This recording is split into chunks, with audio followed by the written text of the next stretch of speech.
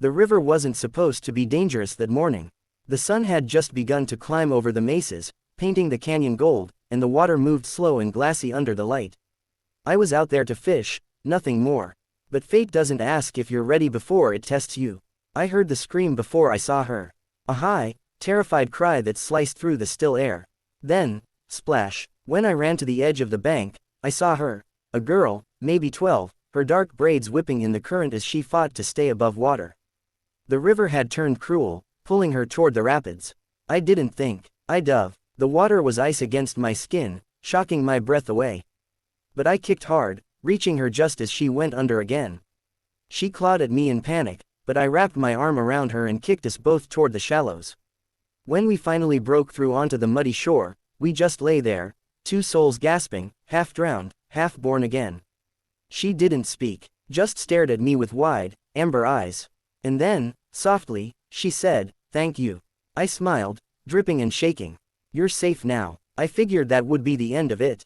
But I was wrong. The next morning, she was there, standing by my cabin like a silent shadow, a small bundle of food in her hands. "For you," she said. "To thank you." I told her she didn't have to. She just nodded and followed me when I went to chop wood. Then again when I went to the market. Then again the next day.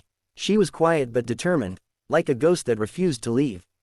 Days turned into weeks. She never spoke much about her tribe or her family, only that her name was Taya.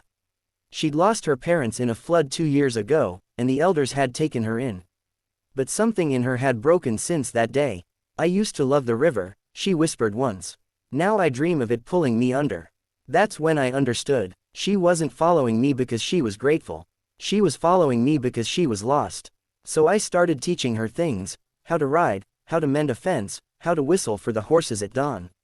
Little by little, her laughter returned, soft and shy at first, then free as the wind. One morning, she brought me a feather tied with red string. "In my people's way," she said, "we give this to the one who saved our spirit."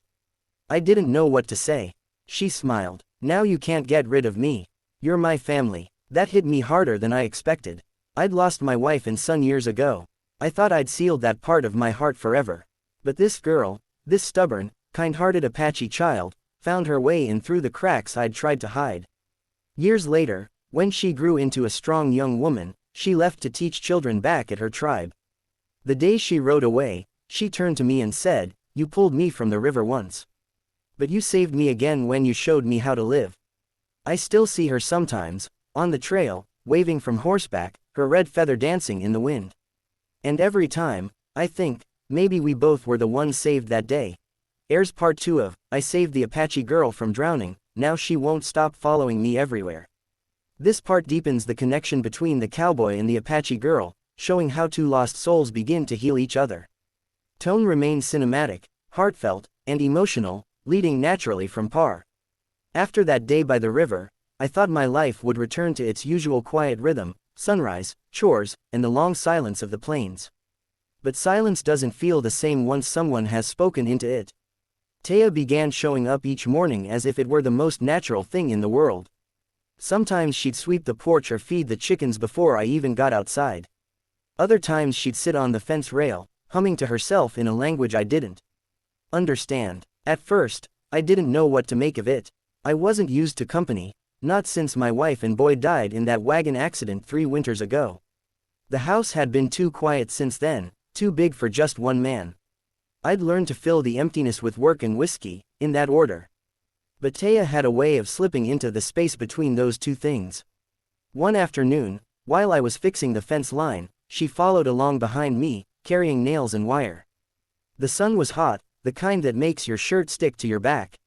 I tried to ignore the sound of her footsteps crunching in the dust. Finally, I turned and said, "Don't you have a home to go to, kid?" She just looked at me, not offended, not scared, just steady. "This is home now." She said it like it was a fact, like the earth was round or the sky was blue. No drama, no begging. Just truth. After that, I gave up trying to send her away. I taught her how to saddle a horse and how to read the clouds for rain. She taught me her tribe's songs, soft, haunting melodies that carried through the canyon like prayers to the wind. She'd whistle them while we worked, and sometimes, for the first time in years, I found myself smiling for no reason. There were nights when the loneliness crept in again, but it didn't feel as sharp. We'd sit by the fire, and she'd tell me stories her grandmother once told her, about the spirits of rivers and mountains, and how every soul that saves another becomes tied to it forever. "You pulled me from the water," she said once, poking the fire with a stick. "So our spirits are bound now. That's why I follow you." She nodded. "The river tried to take me. You took me back." It was such a simple way to explain something that words like mine never could. As the months passed, folks in town began to notice. Some whispered when we walked by, a white rancher with an Apache girl shadowing his every step. There were looks I didn't appreciate, words muttered under breath. But she never seemed to hear them. Or maybe she just didn't care. One day, a man at the trading post said, "You best not get too attached, friend. Those people don't belong here." I looked him square in the eyes. "She saved me first," I said. "You just don't see it." He didn't ask what I meant, and I didn't explain. Because by then, I knew. Taya hadn't just been following me, she'd been reminding me how to live again.